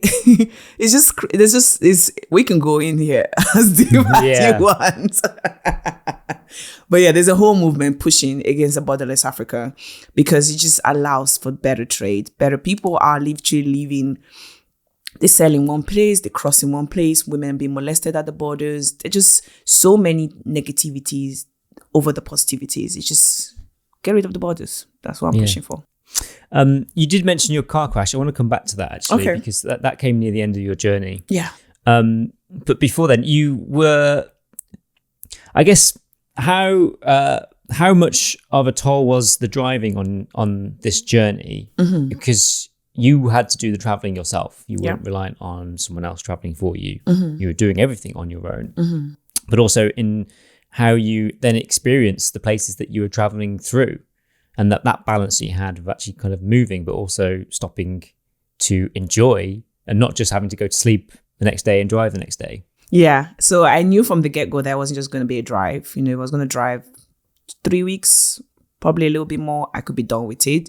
I intentionally left it to be longer. Originally, it was meant to be 3 months, and then I didn't start when I wanted to start. So it cut down to about 2 months, and then it ended up being 74 days in total. So that allowed me to stop in places, culture immerse myself, try the new food, enjoy local. So I tried to connect, thank God for social media, connect with some local people. You know, they could take me on day tours and just try activities so that I could, that's another thing I wanted to showcase the African continent. You know, I was able to ride the iron ore train, Mauritania, you know. Yeah, let's talk about this. That was fun. I highlighted this because you did something. I did something incredibly insane. And I say this because I say, especially as a female solo traveler. I know.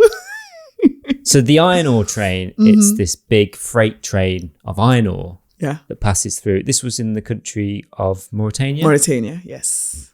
And so I think anyone who's seen maybe videos of people who jump on trains and travel to, you know, cross country, especially in like bigger continents than Europe, there's I suppose a bit of a culture of people who do this, who will just get on a random train that's going somewhere, and then, you know, it might take several days, and then they will arrive somewhere completely random.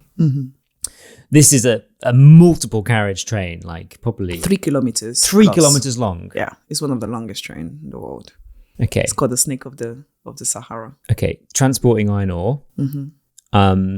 So I guess there's a movement of people who jump on it to travel and use it to travel, but it's a very small niche thing. Very, very niche. So what made you want to get on this random train that you wouldn't always probably be certain where it was going, when it was going, when it was going to get there, how it was going to get there, if you're going to be safe being on it? Yeah, and it was an open top carriage. Yep. Sitting on basically gravel. I don't know. That goes everywhere. Sleeping on it.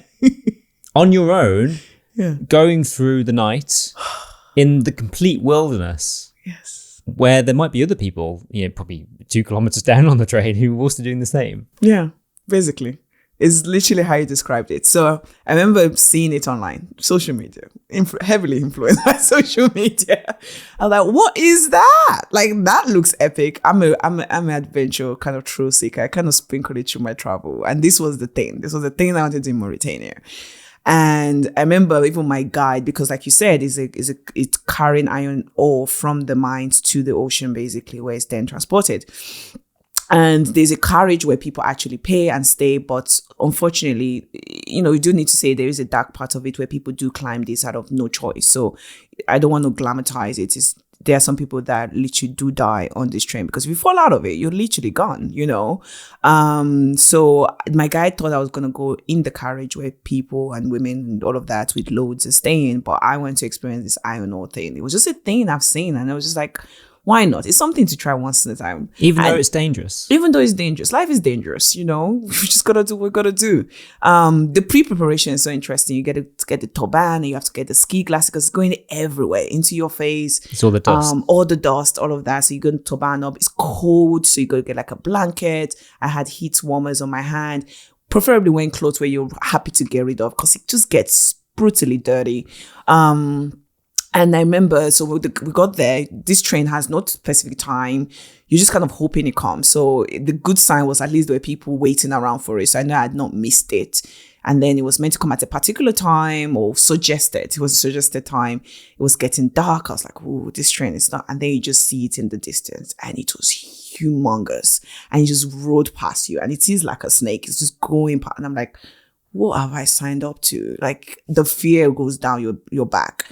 And the no translator, lack of communication, it was guiding me. I was like, no, I want to get on the IONO. So I actually went and run. Because literally you have this time window where they let you on and then it's just moving. It's like a moving thing. It doesn't stop. It stops, but like you don't know how long for. It's not like the number is announcing it's about to, now you get there's no time on board, there's none of that. It's just kind of when it moves is when it moves. So I didn't know how long I had. So I climbed up to like the last carriage. And I was like, what am I doing? And I'm in this dust and stuff like that. But honestly, it was one of my most memorable experiences. You're sleeping under the stars. And I'm just like, it's just moment you would go, how did I get here? Like, and it was cold. And I remember it stopped in the middle of the night. So all I hear, I was kind of half asleep. It's so hard to fall asleep because you're rocking right side to side. And I hear like and the train stops. And I don't know why. The worst imagination, I'm like, we're getting ambushed. I'm about to die. This is in the dead of night. This is dead of night. This is like 2 a.m. Something like on my own. No idea where you are. No idea where I am. I'm trying to quickly bring out my phone to see Google Maps to my pinpoint. So just something. I couldn't flash because I'm just like, I'm not meant to be here. It's kind of illegal. Like you shouldn't be jumping on this kind of train. And then they were loading a camel. I did not know this at this time, but all I hear is, have you ever been where they're loading a camel? It's the most horrible noise. A camel? A camel. So it's like horror. And I'm like, but I didn't know this was what was happening at the time. I just hearing this weird noise. The train has stopped. And that was it. I was like, that's it. I have overdone it this time. I should not be here. So I quickly tried to pull my flashlight just to see what's going on. And I see people, and then I see the car. I was like, oh, they're loading the car. It's a stop. The relief that came with that. And then, we just kept on going. But it was one for the books. And woke up the next day, sat on top of the IONO, eating the apple, covered in dust, just like, what is life? Would you do it again? If you pay me enough. Maybe with company, why not? But I think it's once in a lifetime kind of experience. I won't willingly volunteer to do it again. Yeah. Okay. It's an interesting way of putting it. Yeah. So why did you do it? I think it was just for the adventure. It was just for some things you just got to do. Skydive isn't there in my bucket list. I don't know how people do it. It's kind of facing the fear and just overcoming it. It's kind of just moving something away from the unknown. It's like I've experienced it now. It can never be taken away from me. And I like to approach life with that sometimes, whereby it's like, I've done it once and I know not to do it again. Sometimes you got to do it that way. So let's move forward then. To what happened in the Ivory Coast. You did talk about it and how you had to forced to drive at night. Yes. Didn't see that there's a parked truck in the road, and next thing you know, the airbags are going off. Yeah. You've been in a crash. I've been in a crash. I just spoke to my mom an hour before. She was a bit weary. When I say crash, I mean by the looks of your car, it looked like a complete write-off. Yeah, in the UK, it would have been a write-off. It was terrible. It was bad. I wasn't speeding, so the engine wasn't affected, but the body was gone. And I collided at my side. So I could have been gone. If I was going faster, if God forbid, the truck was taking something with pointy edge, it could have been a different story. I was driving and I wasn't. And I was faced the wrong direction. And I didn't even know your iPhone was programmed for this. So all I hear is, it seems like you've been in a car accident. I'm calling for help. And I was like, I've been in a car accident. Oh my God, I've been in it. So the panic went through my veins. And I tried to unfasten my seatbelt. And I was like, airbag and smoke. And I was like, I need to get out of here. I tried to open my door and it was jammed because the impact had squashed it in, basically. The windscreen was gone. I just knew I had to get out. So I grabbed my phone and I crawled out through the passenger side, opened that door and fell on the road. And because of the impact, the honk, my horn was going off. So it wasn't just a beep, it was like and just continuous. So I see flashlights. The community has woken up. They're just like, what is going on? And obviously when they came, they spoke French. I'm in Ivory Coast. I don't speak French, not even a little bit. But they knew there's been an accident. So they called an ambulance, they called the fire brigade, they called the police. They were trying to speak to me. I was trying to Google. And, thank God for 20 episodes of Grey Anatomy. I knew to do the check, make sure I was okay. What's the check? What's that? Just like checking, like, do I have any bleeds? Just watching a lot of medical shows. Right. Like, what do you do in a car accident, So I knew, okay, I need to still be, keep everything secure. If I felt pain in my hips. So I was like, maybe I broken my hip bones or something. So I just keep conscious, very important, and call for help. So I called my mom. I was like, Mom, are you sitting down? It was about 10 p.m. She's like, what's wrong? I was like, I've just been in a car accident. And she was like, are you okay? Like, are you bleeding or anything? I was like, no. And she's like, okay, I'll call for help. So she was trying to release for international help and stuff like that. And in my head, I was just like, it's over. Like, this London to Lagos is over. Like, that was just the thought I was having. And there was this deep sense of disappointment. But if anything, I was just... come so far. It comes so far. You're so close to the end. Just a few more countries left. I think that was the disappointment. It was just like, I'm this close to the end. And it was a flash PhD all over again. So close to the end. Yet so far from finishing. So much investment in it. Yeah. So much investment in it. And this trip was, if I'm being completely honest, to rewrite that narrative of you can finish things. You're not a failure. You can do hard things. You can complete a project that you start. And here I am again in this unfinished things, in a situation which was beyond me, like the pandemic. And my world just started crumbling all again, And I had to be quickly strong for myself because I had to advocate for myself at the hospital, for example. I was insisting on them to do like an X-ray scan. I felt okay. I was conscious, but maybe I was bleeding internally. I was in this remote clinic, very public place, and they didn't have the best facility, but they tried their best, So there was just a lot of strength that I did not know I had at that time. I wasn't aware of the strength I carried, and it was me personally needing to finish the journey. It was the 10 years old, 12 years old girls that have watched this journey, and I was giving them this permission slip. It was the 50 years old, 70 years old women that I told that, look, if you thought London to Lagos was impossible, I'm going to prove that it's possible so that you can take that and go do the impossible things you've always wanted to do in your life. I was going to be letting them down.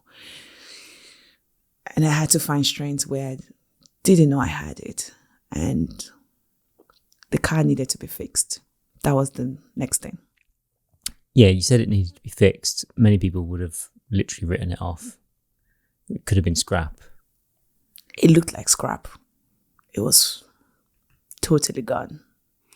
And when the people that took it away, while I was in the hospital for about 2 days, people that took it away even disassembled it even more. So they took everything off, dashboard, everything, trying to fix it. But we knew we're in a small town. We're like, how long will it take? And they're like, 4 months. Like, what?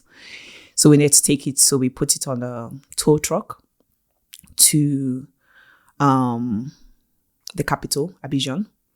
And I met the mechanic. He was recommended by the Nigerian embassy. And he spoke French and Yoruba. I speak Yoruba. So we were able to at least communicate with each other. And I remember looking at him, I was like, how long will it take? He said, 2 months. I said, 5 days. I need to fix it in 5 days. It took about 7 to 9 days to get it finally fixed. But it was all hand on desk. With me limping in pain, I was going to look for spare parts. in the markets, just so that to make their job faster. I was there first thing, buying them breakfast just to motivate them. They literally left every other job. There were 10 men at one point working on my car. Wow. I got to know I on built this her little Peugeot on this 107. little Peugeot 7. They were panic beating it. I was panic beating it for them. I was putting things that I was literally there morning to evening, begging that they fix this car as quickly as possible. And again, that strength, at that point, if I've been like, you know what, London to Ivory Coast isn't so bad, but the destination was Lagos, and I needed to finish it with this vehicle. So why was it? You could have. I know. Got another car by then. I was in the army at one point. I did the Army Reserve for a few years of my life, and there's this thing of no man left behind. It's like I've started this journey with this. She's taking me through the worst road. Guinea was terrible road. We've had up and downs. She became a thing. Her name was Lumi, was named by the community. So it wasn't just a car. It didn't feel right. I literally had my stomach churning every time my parents brought up, oh, let's just buy a new car. Let's do a rental. Let's whatever it is. And none of the options felt right. I wasn't sleeping. I was tossing and turning just until I decided, nope, gotta fix her. There was just that sheer determination. I don't know what it was. I was just like, it was like going with a teammate. I couldn't leave her behind. It didn't sit right with me. And it got to that point, like if I had to toll out my back and walk to the border, we were going to finish this together. And we did. It was emotional. Well, you eventually did arrive in Nigeria, and you were, you had a homecoming like no other. You were celebrated like royalty, paraded into town with this festival kind of atmosphere, with your broken car basically limping. One of the wing mirrors just wasn't even on. That happened in Lagos. Can you imagine? So I get to the border, semi-border, that's between Benin and Lagos. And this, homecoming, that's what we teamed it as, Pelumi Homecoming. I thought I was going to start it at University of Lagos. I chose that location because I was wanting to pass on the touch. It was an ecosystem of university, high school, secondary school. So it just felt like a good hotspot, well identifiable, all of that. So there was a lot of factors. So I chose University of Lagos as the center of the place I was going to, and they were welcoming, they were able to organize it. But I got to the border. I remember that morning we were running late. We were meant to be there at a particular time, but everything kind of fell. So an hour or so behind schedule. And I remember going live on my YouTube, and I was like, okay, we're not going to cry. We're not going to cry. We're not going to cry. We're not going to cry. And I crossed the semi-border into Lagos, and all I hear is like trumpet and music, and it felt like a festivity. And I hear, Pelumi is here, Pelumi is home, Pelumi. And I see my dad, and the waterworks just came gushing out of my eyes. Like it was uncontrollable emotions. I think it was that. I think my dad said it so well that, look, for the world, this was entertainment. But for them, it was a horrible 74 days of them just worried about my safety and all of that. And they saw the inner work of like the accident. Social media saw I was in a car crash, car will fix in a few days. They were in the up and down, parents. And it was emotional. My thumbprint was taken, my passport was stamped. And I'd finished this thing I've started. And it was a personal testament. It was like a personal win. And I did it for everybody that believed in me and was wanting me to. And words failed me. Everything was like a wild wind for that 1 week period. It was more of a wild wind that 1 week than the whole of my journey, because then I was on every press, every TV channel, everything, telling the story. And I wanted to grow like wildfire. So I was very willing and volunteering to speak. But it didn't sink in. There was a lot of processing that didn't happen till very recently. Like the accident, I had to just move past things quite quickly because I needed to be strong in the moment. I couldn't dwell in those feelings. But it was amazing. The Lagos state government, a lot of people messaged like, it was their country, they wouldn't, so it was a testament, because Nigerians sometimes don't tend to get the best, press and stuff, but they really did well, kind of like celebrating that citizen for doing something.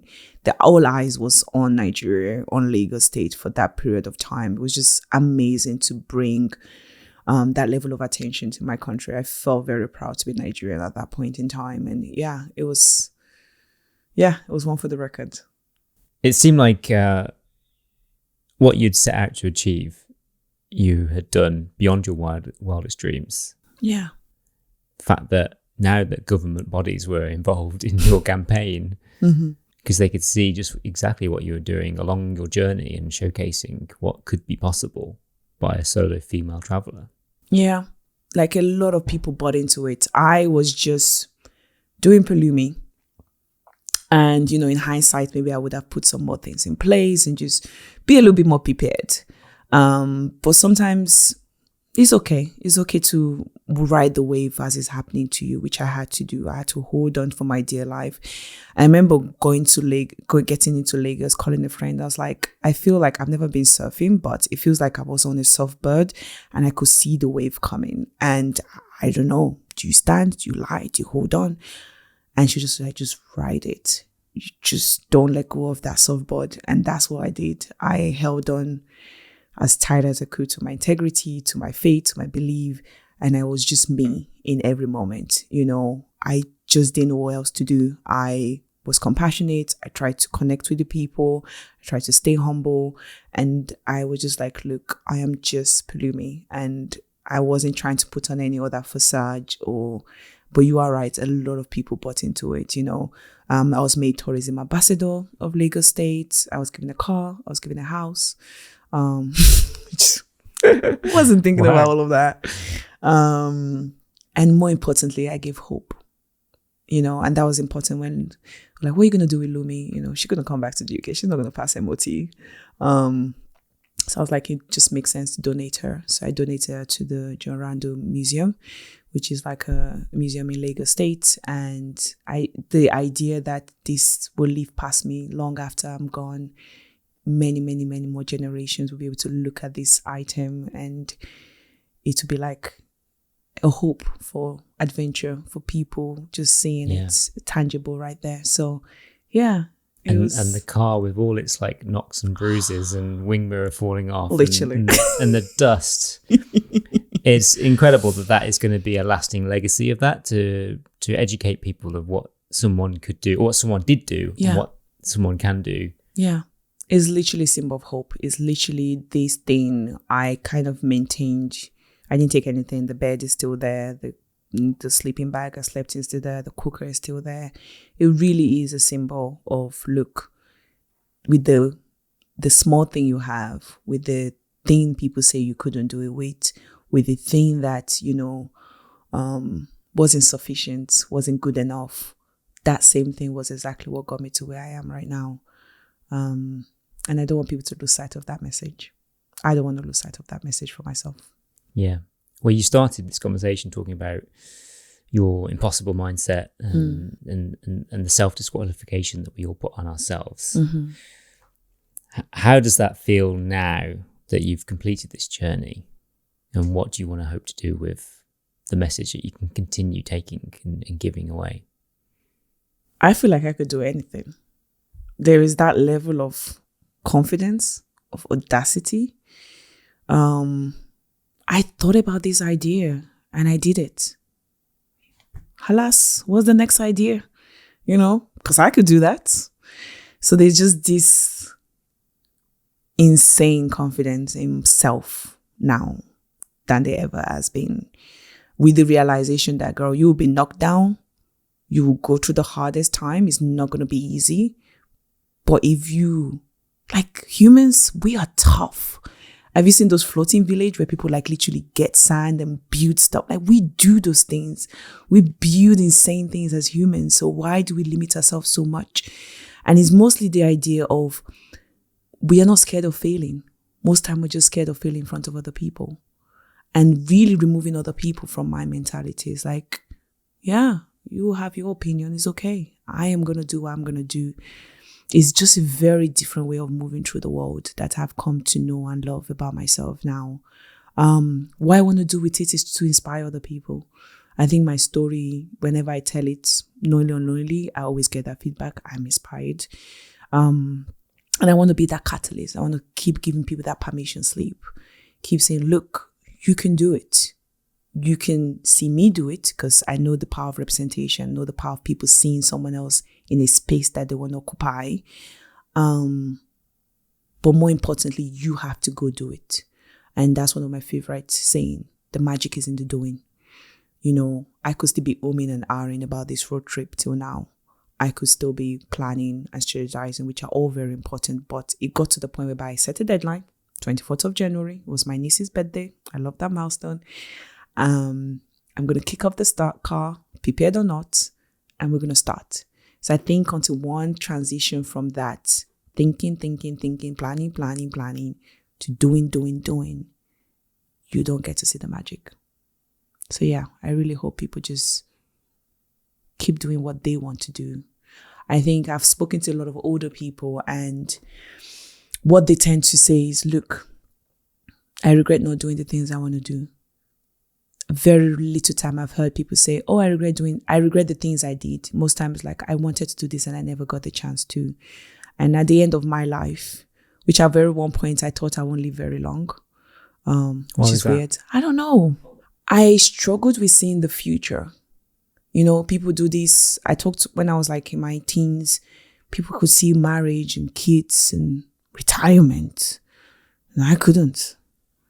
Could see 6 months. I could see 3 months adventure. Even till now, I don't see so far. But I have 10 years plan. I'm like, scary. I don't know. It's just, you know, visually, I'm a very visual person and I tend to be able to see things. But this I couldn't see, you know. So I just thought maybe that's a sign that it was 30 actually. I thought that would be it. So I lived life pretty on the fast lane because I was just like, I got this ticking time bomb. I see it now more. At least I'm open to like relationships and stuff like that. So I think I'm just paranoid. I've heard you talk about the value of time. Yes. What has happened in your life that's made you realize the value of all our time and how we should maximize it? The accident, at least recently. You know, we say life is short. We just say it. Life is short. Like, I know of people that have had big visions, working tirelessly towards it, and now they're no more. I think the COVID period was a good one, where we're losing people left and right, you know? And that woke up something like, this stuff ain't guaranteed. We pray till 60 and 70 and grandkids and retiring, but no one gives you that guarantee. So I think that awareness, you know, people don't like talking about mortality and it's a bit more morbid and stuff. But I think when you leave, like, I could be gone tomorrow, there's that urgency to life. There's that not putting things off and just knowing that now is all we have. That's all that's guaranteed. So now that you look back on this epic journey, over 70 days on the road, traveling across 2 different continents, through countless many countries, what did you feel you learned about life, about humanity, about people? What are the big takeaways that you can come back with from your experience? I learned about people. Let's start with people. People are kind. People are good. You know, the society we live in doesn't tend to show that. You know, media doesn't tend to show that. But I've had first-hand encounter of people that just went out of their way and helped me with no wanting payback or anything like that. You know, the car accident was a good example. My name was Desiree. She was part of the community member. She was with the hospital for the 2 days. She literally was bathing me at one point and feeding me. And she didn't speak any word of English. Wow. We Google translated each other's conversation. And I remember asking her, like, why did you stay? And she's like, she just had this heart connection. She literally jumped on the ambulance with me to get to the hospital. This someone that is younger, in uni, in school, and like, you know. But like just going out of the way. And then after when I got to Peugeot and that person on social media, Yasmin, Afro Foodie, she opened up her home for me for the 10, 12 days I had to fix the car, not feeling like a stranger, feeding me, like just, you don't know me from anywhere. And this happened numerous times when I needed assistance from people and them just doing it. So that was very heartwarming. That was really, really nice. I learned that if you don't give up on an idea, you will eventually get there. You know, as an entrepreneur, I've heard this before, like, you know, ideas don't die. People just stop working on them. And that was true for me. At every point, there was a time to just back out. And I'm still navigating that. Is there ever a point to call it quits? Or should you always continue and finish, at least get a closure? I learned that there is strength in yourself, but you need to really put yourself out there and do those really scary things. And you surprise yourself sometimes. I surprised myself so many times. I was like, whoa, you have that strength in you. You could keep going, girl. You know, like full on surprises, which now I can take and extrapolate into my everyday life and decisions that I make. And I just know that, whoa, you have this talent and you have these skills. I learned that the world is a big and small place at the same time in terms of humans want to be loved and be loved. And, you know, we are more similar than different. We are storytellers and we all have something unique to give. I connected with so many people, you know, in Spain, in France, I connected with this. I did not skydiving. Paragliding. You know, it was just a random, hey, I'm on the paraglide, check the weather. Oh, it's good weather, we can do it. Someone you just met? Like on I literally Googled, can I paraglide, you know. So yeah, it was basically someone I just met, but he had a paragliding company. Sure. It wasn't just a random stranger off the street. He had a paragliding company. But it was so random. It was on the same day. There was like previous bookings. Like, oh yeah, it's good weather. The wind is great. Let's do it. And we were up there in the sky way longer than if I just booked like a normal set. We connected. He was telling me a story about how he was like younger and just saw people flying, and that got him curious. And it's just the yeses of so many people that made my journey so much interesting and made me realize, what yeses am I putting out there for other people to make their life interesting? What opportunities am I providing for other people to have a more enriched, big life? Because if they've said no, I wouldn't have had those experiences. What doors am I continually opening for people? So it's just so many ripple effects in that kind of sense of one action can lead to another, can lead to another. And you not saying yes to one big adventure that you have within yourself is not just detrimental to yourself, but it stops other people from having that experiences too as well. So I think when we stop being selfish and realize that our life is so much bigger, and things we don't do doesn't just affect us, but affect other people, and what they will end up not doing, is almost a responsibility you then have, that I need to live my life the most authentic, the biggest, grandest version, because give other people that same ability too as well. And I think when your goals and dreams become so much bigger than yourself, that's when you start living, because that's when you start talking legacy and what you leave behind when you're gone. And that allowed me to have those conversations whereby it's not just Pelumi the traveler, Pelumi wanting to explore places, but who am I influencing? Who am I impacting? What is their life going to be like? And that just makes life so much bigger and so much grander. But yeah, many, many life lessons on the road. It's just how in tune are you with them. But the road is a good place to learn. It taught me more than a PhD did. Yeah, that says something about these conventional career paths that people have been using for decades, which they believe will bring them a certain level of success in life. And at the beginning, you talked about the Nigerian kind of the kind of standing Nigerian career paths that kind of give you some kind of status, like the medical, the kind of science and industrial type things. Now here you are creating content, being a travel influencer. If that's kind of what it's kind of called for someone to kind of, but you're so much more than that. You're a storyteller. Yeah. And you have this character which has this infectious energy, which I think people really subscribe to and like literally subscribe to. But it's not this conventional career path that you were on, or has been something which was, wasn't around probably 10 years ago. Exactly. So how do your family react to this? I mean, they've obviously been part of your journey and they've seen this explosion in the last few months after you've completed your journey. But yeah, were they unsure at the start when you kind of left that career? They were graceful in terms of understanding. Like, I have two older brothers, they study engineering, not doing anything related to engineering. So I think they were very quick to be like, okay, you can go to school for something and not necessarily use that. My dad is heavy in the academic, is a professor. So you can imagine. So academic is kind of his bread and butter understanding of life. But I think that conversation, as well as you get older, is from that India experience I told you, whereby you're no longer taking permission, but telling them, this is what I'm going to do. I think at one point, you just have to take ownership of your life and be like, I love you, I respect you. But at the end of the day, I have to be accountable to myself, and I have to live with the decision that I make for myself.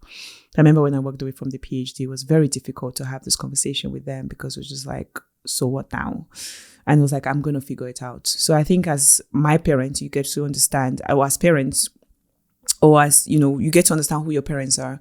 My parents are very much, as long as you're good, you're taking care of yourself, you're not in any debt, you will be okay. They become more relaxed. They get a bit more anxious when you don't even know what you're doing. So even though when I don't know what I'm doing, I try to come with a plan when I'm talking to them, because it's like, oh, I'm traveling and this is what will come out of it. And this, even if it's not the full, sometimes you got to extrapolate things, just so that they have that peace and they're not coming with you. As of a month ago, 2 weeks ago, my dad still brought up MBA, going to do, go to do something still concrete enough. And that kind of upset me, because I was like, wow, I've just done this really incredible thing and you still feel, but again, understanding that they're always coming from a loving space. They're always just wanting the best out of me. So not taking things personally, not diminishing their worry. I'm not diminishing what they're saying, but more kind of like getting where they're coming from, but again, reassuring them, which is, first generation in this kind of like new creative space, the way responsibility, some people call it black tax and stuff like that, that you still need to pay these fines or dues because you are forging this new thing. But yeah, I think over time, they would be okay. I will be okay. So they will be okay. But yeah, it's very, very complex in terms of just kind of understanding and teaching them kind of like it's a daily practice of, I'm okay. This is the career. This is the brand I'm working with. This is what I've come from, these opportunities. They see themselves. They're happy. But it's always sometimes still pulled towards that traditional thing. But yeah, you just gotta be, I think decisions, I've got to that point whereby I need to be okay with the decisions I made for myself. It's my life. And it's sad if every other person is okay and I'm not okay with it. It doesn't make any sense to me. But definitely living an unconventional life is not as easy as they make it look. It's an uphill battle, but it's worth it in the end. You're someone who clearly always wants to take the more adventurous path. So it seems like a very fitting kind of role for you. And I've been incredibly inspired by following your journey, and that's just been one chapter of it. And I can't wait for the coming chapters of what is going to come next, because now it definitely feels like you've arrived at a place and you're very comfortable in knowing the message that you want to put out there, and that people will follow that. So I can't wait to see what comes next. May I suggest one project? Go on. I love, at the beginning of the conversation, I love the fact that you just explored the UK and learned so much about what we have here. I would love to see some kind of project in the near future. Okay. Maybe, because now you've got brands calling you. So if you could piece together something where you could actually go to some of these incredible places in the UK which are lesser known, I would love to see someone like yourself championing the great British culture, great British places, these quaint places which are not quite the typical tourist places, but places of outstanding beauty or or depth of culture. Or, yeah. And we do have a lot. We really do. So that doesn't sound like a hard request. I shall pencil it into my multiple bucket list. Well, thank you so much for your time. It's been you. Absolutely amazing conversation. Thank you. Thank you so much for having me. And thank you for listening. Thanks so much for tuning in. If you want to find out more information about any of the guests, please check out the show notes, where you'll also find links to things mentioned in the conversation. And if you've enjoyed this episode, please take a look through the past recordings. There's so many more incredible stories for you to find. And I can't wait for you to enjoy them. Thank you.